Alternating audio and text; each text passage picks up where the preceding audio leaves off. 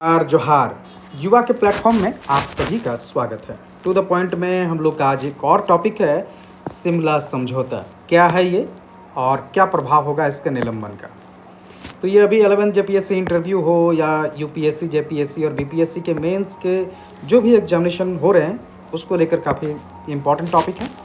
तो आइए इसी को देखते हैं।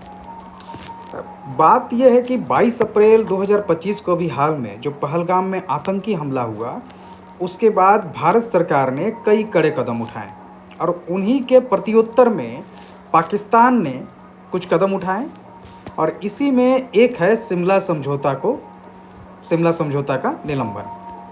पाकिस्तान ने भारत के कड़े कदमों के खिलाफ जो जवाबी कार्रवाई की है उसमें है भारतीय नागरिकों के लिए सभी वीज़ा निलंबित कर दिया गया है, जिसमें सिख तीर्थयात्रियों को छोड़कर भारतीय विमानों के लिए हवाई क्षेत्र बंद कर दिया गया।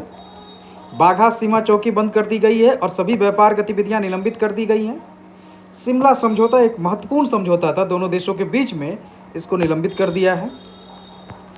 तो आइए देखते हैं यही शिमला समझौता क्या है। दरअसल इसको शिमला संधि के नाम से भी जाना जाता है और ये हस्ताक्षरित हुआ था 2 जुलाई 1972 को। ये दरअसल 1971 के भारत पाकिस्तान युद्ध के खात्मे और जो तनाव उस समय था उसको खत्म करने के लिए ये संधि की गई थी। आपको याद होगा 1971 का जो भारत पाकिस्तान युद्ध हुआ था, इसी में बांग्लादेश का जन्म हुआ था। तो इस ड्यूरेशन में, इस दौरान जो तनाव दोनों देशों के बीच में उत्पन्न हुआ उसको खत्म करने के लिए शिमला समझौता किया गया था। इस समझौते में भारत की ओर से तत्कालीन प्रधानमंत्री इंदिरा गांधी और पाकिस्तान के तत्कालीन राष्ट्रपति जुल्फिकार अली भुट्टो ने शिमला, जो हिमाचल प्रदेश में है, वहां हस्ताक्षर किए थे। इस युद्ध में भारत की जीत हुई थी और पूर्वी पाकिस्तान बांग्लादेश के रूप में स्वतंत्र हो गया था। लगभग 93,000 पाकिस्तानी सैनिकों ने भारत के सामने आत्मसमर्पण किया था और युद्ध के बाद दोनों देशों के बीच जो संधि स्थापित हुई थी उसमें युद्धबंदियों और क्षेत्र नियंत्रण और भविष्य के संबंधों पर चर्चा की गई और यही चर्चा शिमला में 28 जून से 2 जुलाई 1972 तक किया गया था। और इस समझौते का उद्देश्य था दोनों के बीच में जो युद्ध के बाद अस्थायी शांति स्थापित करना, सहयोग करना और विवादों का शांतिपूर्ण समाधान सुनिश्चित करना। आइए देखते हैं इसके प्रमुख प्रावधान क्या थे। तो सबसे पहला था इसमें द्विपक्षीय समाधान।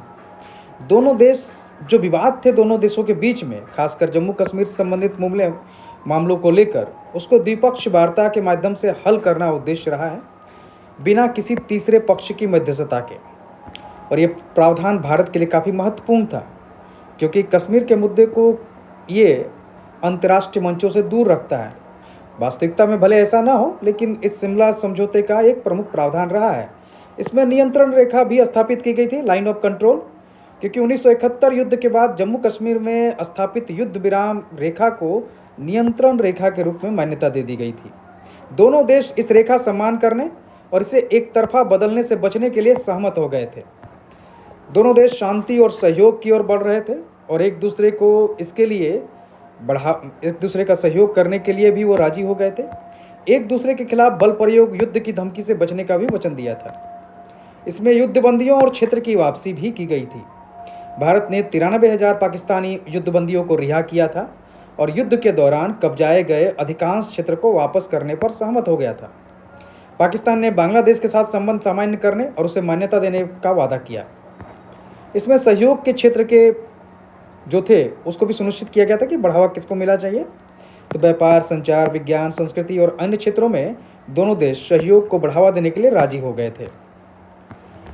ये तो उसके प्रमुख प्रावधान थे। आइए देखते हैं इसका महत्व क्या है। तो इसके द्वारा क्षेत्रीय शांति स्थापित हुई थी। 1971 के वार के बाद निश्चय ही इस क्षेत्र में, भारतीय उपमहाद्वीप में या कहें तो पूरे एशिया में, एक तरह से क्षेत्रीय अस्थिरता जो व्याप्त हो गई थी, शिमला समझौते ने उसको शांत कर दिया था। कश्मीर मुद्दे का द्विपक्षीकरण हो गया था। अंतर्राष्ट्रीय हस्तक्षेप से इस समझौते के बाद बचा जाने योग्य संधि हो गई थी। इससे बांग्लादेश को मान्यता मिली। इसके द्वारा नियंत्रण रेखा भी स्थापित हो गया क्योंकि युद्ध के बाद में भारत ने और पाकिस्तान ने, दोनों ने कई क्षेत्रों को एक दूसरे पर कब्जाया था। जिसमें भारत जो था वो काफ़ी दूर तक पाकिस्तान में घुस चुका था और उसने पाकिस्तान के एक बड़े क्षेत्र पर कब्जा कर लिया था।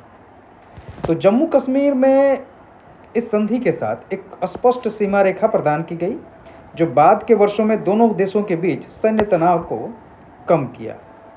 इसमें भारतीयों की नैतिक जीत हुई थी, क्योंकि भारतीयों ने युद्धबंदियों को रिहा किया था और क्षेत्र वापस किया था।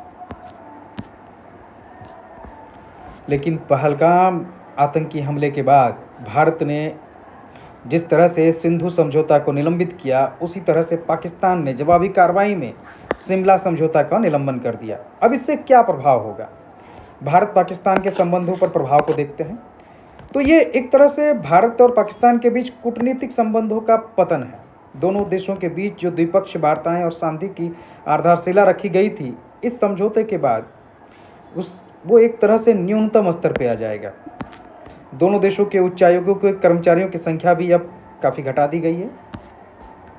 विश्वास का अभाव होगा दोनों देशों के बीच में, क्योंकि पहले ही दोनों देशों के बीच विश्वास काफ़ी कमज़ोर है, व्यापार काफ़ी कमज़ोर है, आना जाना काफ़ी कमज़ोर हो चुका था, काफ़ी कम था।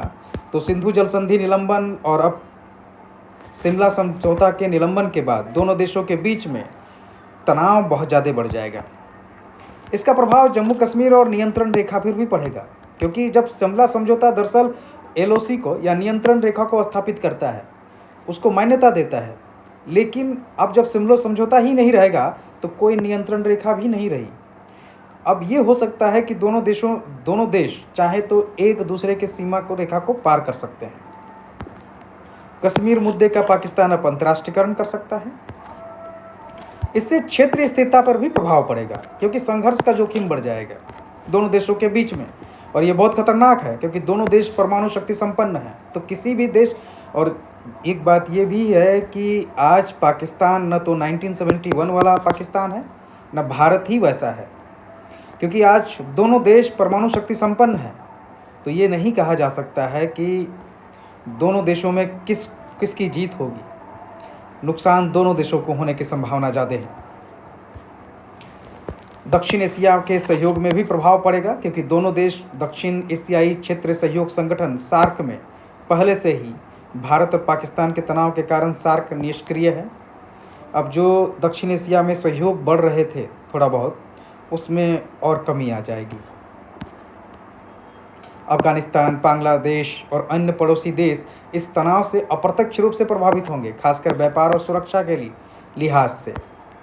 सिंधु जल संधि के संदर्भ में भी ये प्रभाव है, क्योंकि द्विपक्षीय सहयोग का अंत हो गया दोनों समझौते के निलंबन के बाद में। पानी को हथियार बनाने का जोखिम बन गया है अब, क्योंकि इस तरह से जो है अब जल जो है वो युद्ध का एक साधन बना दिया है भारत ने।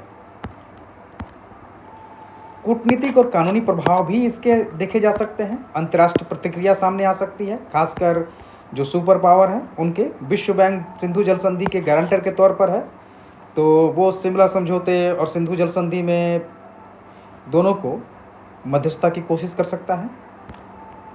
कानूनी चुनौतियां भी हैं, क्योंकि शिमला समझौते में भी स्पष्ट रूप से कोई निकास मार्ग नहीं है जैसे सिंधु समझौते में है। भारत के लिए इसका आंतरिक प्रभाव क्या होगा, आइए देखते हैं उसको भी।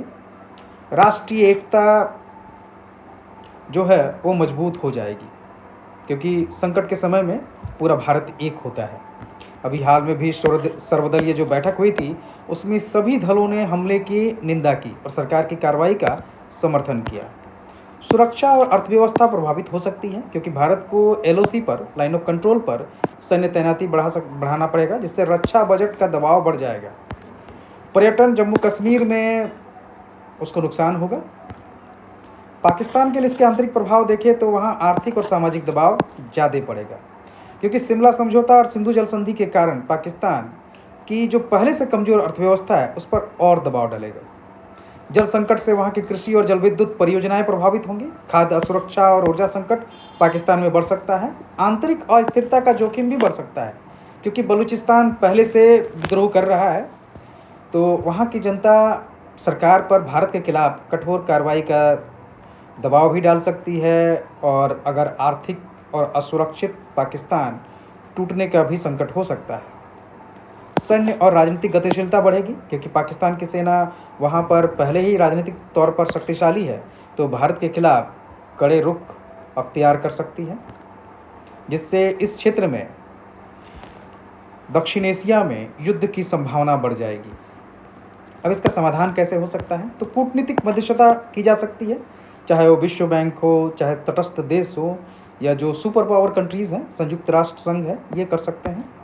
आतंकवाद पर ठोस कार्रवाई पाकिस्तान को करनी चाहिए ताकि विश्वास बहाल हो। एलओसी पर दोनों देश आपस में विश्वास बहाल करके, बातचीत करके तनाव को कम कर सकते हैं। शिमला समझौते और सिंधु जल संधि को पुनः बहाली की दोनों देशों की ओर कोशिश किया जा सकता है। अंतर्राष्ट्रीय दबाव और समर्थन मिल सकता है, दोनों देशों को बातचीत के लिए दबाव डाला जा सकता है, अमेरिका, चीन, रूस जैसे वैश्विक शक्तियों के द्वारा। क्षेत्रीय सहयोग को बढ़ावा दिया जाना चाहिए ताकि इस क्षेत्र में शांति के साथ विकास हो सके। धन्यवाद।